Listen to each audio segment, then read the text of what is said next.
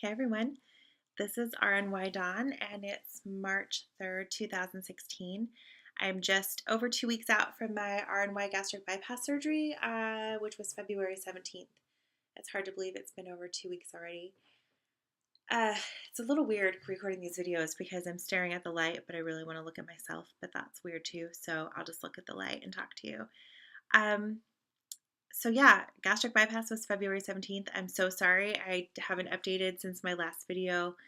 As you can imagine, work got so crazy right before surgery, and I was working up to the last minute, and I shouldn't have been. I was literally working Tuesday night to try to get some things turned in, and I's dotted, T's crossed for the person filling in for me. So it didn't leave a whole lot of time to do a video. And then after surgery, um, I had my mother-in-law here for about 5 days, and then my parents came for 5 days. So this week is the first week I've been kind of had some alone time. The kids are at daycare, my husband's at work, so it's been nice to decompress and relax. Okay, so let me start with some stats. This is always what I looked forward to hearing from people's videos. So my stats, my heaviest weight and pre-op diet start weight was 267.2. I may have said 267.4 before, but it was 267.2 according to my notes. On the day of surgery, my weight was 254. So I lost 13.2 pounds during pre-op, which was awesome. I was hoping for 12 pounds, so 13.2 is awesome. And then on my weigh-in yesterday, I weighed in at 240.2. So another 14 pounds gone since surgery. So I'm really excited about the progress. I mean, 27 pounds in a month is unreal to me. It literally would have taken me 4 months at least, probably 5 months at least to lose 27 pounds with diet and exercise. So I'm just so excited. And I'm sorry about the water. As you know, you have to sip water constantly, and that's kind of my new life. So, yes, 27 pounds in surgery. Super excited. Now, I'll talk to you about the surgery itself and recovery. I am doing great. But to back up to surgery, my husband and I had to be there at 8 o'clock, I believe. My surgery was at 9:30, so I had to be there by 8. Checked in, and that's when it started getting real. And I felt kind of like it was an out-of-body experience. I felt like I was watching someone else go through all of these motions and signing all these papers and talking to the doctors and the anesthesiologist and the nurses. They took me back pretty quickly to the pre-op area, and it was just a whirlwind of activity and forms to sign and things, people to talk to. And uh, before I knew it, I was getting wheeled back to the operating room. I remember saying goodbye to my husband and kissing him goodbye, and that's it. I don't remember the ride to the operating room. I don't remember being in the operating room. I do remember the anesthesiologist saying, "Take a deep breath," and that was it. That was the last I remember. And then I woke up in my room. I think I remember her telling me to take a deep breath when I woke up or when I was in recovery, but I have no real memory of that. So drugs are pretty crazy. Anesthesia is nuts, to wipe out memory like that. So I was conscious for sure going back to the OR, but I just don't remember it. So I woke up and my husband was there, and I think a nurse was there. It was, pain fog, drug fog. It was kind of crazy, but my husband stayed for a few hours, and then, I mean, I just slept. I'm sure he just played on his iPad while I slept and probably got something to eat. And then around 4 p.m., he had to go to pick up our kids, which was fine. I was no company, and he was in a really uncomfortable chair. So I just told him to go. And I rested. My favorite nurse and tech were my first night. They were fantastic.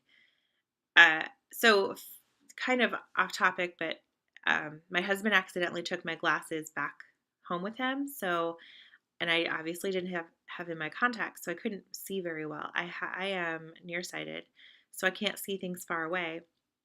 So everything was very blurry. I couldn't watch TV because I wouldn't have been able to see it very clearly. So I went for one walk with my nurse and one walk with my tech, and they were awesome. I loved them. They were fun, and I got to know them a little bit, but I couldn't see very well. So it was not only a brain fog from the pain medicine, but it was also I couldn't see. So it was very dream-like walks with them, which was kind of crazy. It was definitely crazy. Um, but fun. And I remember those walks very well, and they were great, great nurses and techs that I had that night. Uh, I really kept saying I don't have any pain. This is amazing. I thought I would have all this gas pain, and I thought I'd be miserable. And now I know it was the IV pain medicine that is so strong and so fantastic that was really dulling everything. But I walked a few times that night. I did get some sleep, but you know how it is when you're in the hospital. Everyone's poking you, prodding you, waking you up constantly. And so I slept as much as I could. Um, the next morning, I had to go for my swallow test, leak test.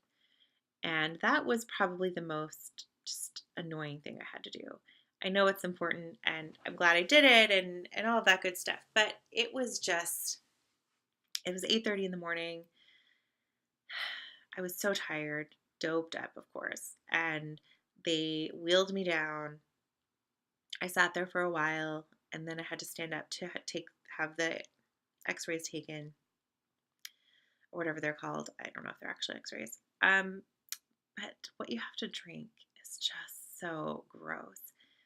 I hadn't had anything to drink for 2 days. No, probably it had been 36 hours, probably. Um, and the nurse or assistant told me it was sweet and it wasn't bad and it would be fine. So I drank it, ugh, and if I felt like it should have been sweet, like on my tongue, it felt like it should have been sweet, but it was so sour and just awful. And I had to do it so many times because their machine wouldn't work. They couldn't get a door closed, so the machine wouldn't turn on, and that happened probably 3 times. So I probably had to swallow that crap 4 times more than I should have, which sucked. But the doctor was really cute, and he said, "Can you please do this one more time for me?" And of course, in my drug haze, I said, "For you, I will do it." And thank God that's all I said to him. But he was cute. So that was over with, but I had to wait there for the results to make sure I was okay, make sure that the results came back okay. So they gave me, I already had warm blankets around me, but they gave me a big pillow. So I kind of rested, like held it like this and put my head down on the pillow and took a little snooze. It was not very comfortable, but it was the best I could do. And then they wheeled me back up to my room, and I think I took a nap. Nothing too exciting. My best friend and my husband came back that afternoon to visit me. She brought me flowers and she brought me a coloring book and colored pens and 2 magazines. And we just chatted for a while. It was pretty awesome. My husband and my best friend, I mean, we've known my best friend for so long. I knew her before I knew him. So they know each other and love each other too. So it was a nice little conversations and stuff we had, and catching up was great. They left around the same time. She left first, and then I got more pain medicine, so I was really sleepy. So my husband just decided to go home too, which was great, and I could rest. So that was Thursday night, the day after surgery. At 7, my new nurse came in, and let me just say she was not my favorite. And she wasn't mean, she just was so detached and like an example is, I would have to call someone to go to the bathroom. Not that because I really needed help, but because I needed someone to unhook me from my leg massagers for the blood clots. I couldn't bend over to do that myself. And I needed them to kind of help me move the trays around and move the table out of the way so the IV could come with me. So I just needed a little assistance to get me ready to go to the bathroom. They didn't have to come in with me. I was good. So she would come in and do everything she needed to do, unhook me, and I'd get up and go, and then she'd help me back in bed, hook me back up, put the leg things back on, and leave. And she probably helped me 3 times throughout the night. So the tech probably helped me a couple times too, because I peed almost like every 3 hours. But she would leave before she never said, "Is there anything else I can get you?" or "Are you okay? How are you doing?" She had no bedside manner whatsoever. She was just in and out like a little mouse. And the only part about that that sucked was that I would have to call someone else to come after she left because she would take one of my pillows and put it on a chair that I couldn't reach over beside me, that it was too far away for me to reach. So I'd have to call someone to come get it for me because I couldn't get it myself because I was hooked up again. But if she would have just said before she snuck out or scurried out, "Hey, can I get you anything else?" I could have said, "Yeah, get my pillow." But I couldn't even say, "Excuse me." Nothing. She was gone. And so that was really disappointing. Um, Believe me, I know nurses are busy. I know they have pain in the ass patients who demand everything in the world. I was not one of them. I just had to pee. And that's really the only time I would bother them. I never asked for pain medicine early. I never asked for more water. I mean, I just wanted to pee. And she acted like it was, I don't know. Thank God I didn't ask to walk. She probably would have fallen over or just ran out of the room. Um, And I know that they're busy. I have friends who are nurses. I love them so much for what they do, but she definitely did not have bedside manner whatsoever. And I just really felt like she didn't give a shit about me. And that sucks to feel as a patient when you're relying on them to give you care and make sure you're okay. So, anyway, that was just my only bad nurse experience. There were a couple other really good ones, and there was one other one who was, she was okay, definitely better than the other one. Um, but a great nurse makes all the difference in the world. And I really mean that. Patients feel better and feel good about the care that they're getting. And that's, even if it's a, "Hey, how are you? How's your pain? Can I get you anything? Do you need more water?" Anything. It doesn't even have to be, "Can I get you anything?" It's just, "Hey, are you doing okay?" That means the world to patients. So just my 2 cents on that because of the crappy nurse I had. Um, but that nurse combined with switching from IV pain medicine to oral pain medicine had me in a bit of a funk on Thursday evening. It was like 7:30, 7:45, and I went into the bathroom. And this is the first experience I had with her. So that's when I knew it was bad. Um, I asked her if I could use the bathroom and she just didn't care. So I'm in the bathroom and I'm just thinking, "Oh my God, she does not want to be here. I need her all night." And I just kind of had a little breakdown. I didn't sob and I didn't like have a breakdown. I definitely shed a few tears. They weren't like, "What have I done?" It was just like, "Oh, this sucks right now. I'm in a lot of pain." The oral pain meds are not as strong as the IV ones, of course. So that was a transition in itself. So I shed a couple tears and then I took a deep breath and I just told myself to suck it up and go lay down and get as much sleep as possible because I knew I was tired too. I probably should have slept during the time my best friend and my husband were visiting, but I visited with them. Um, that's fine. It was good for my mental health. So I told myself I would sleep as much as I could Thursday night, and I did. I woke up again like clockwork every 3 hours to go to the bathroom, and then I would immediately get back into bed and sleep as much as I could. And I did. It was awesome. I felt like a new person on Friday. It was also my discharge day on Friday, so I knew I was going home, which was a little terrifying, but I was excited to see my kids and just get away from the poking and prodding and all of that. So we got out on time. They said 1. I think we were out of there before 1. And I headed home. So a side note for all of you, my husband hadn't eaten lunch before he picked me up. So we stopped at Chick-fil-A. And I had to hear him, smell him, eating, watch him eat a Chick-fil-A fish sandwich on the way home. And it smelled so good. But I wasn't hungry, so I was good. It was just like, "Really, dude? You couldn't eat before you came to get me?" But the fact of the matter is that's my new reality. So I knew, and it's not his fault. So whatever. What else? So recovery. big drink. Recovery was rough the first few days at home, but not unmanageable. Just getting in and out of bed was rough for a few days. Getting up and down off the couch was rough. Bending over was really rough. Standing for more than 5 to 10 minutes made my side hurt, where the most manipulation was done on the one incision. So there were definitely a few rough days, but they were, like I said, not unmanageable, I was able to tolerate everything. I took the pain medicine mostly at night, sometimes during the day, but mostly at night just to help me sleep and manage like if I had to move around at all.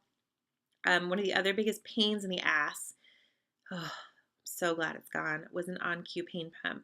So it's like this little ball. It's in a pouch, like a nylon pouch that you can wear around your neck or hook on something.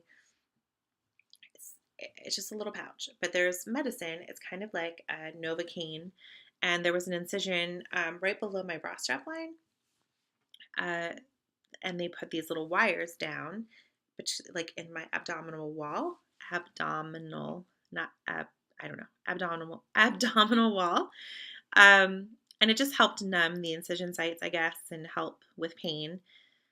So it was just a pain in the ass, and I kept it in. I think I took it out a day or two early. One of my friends online, she was in the same hospital as me. I went to see her before I left. Less is more.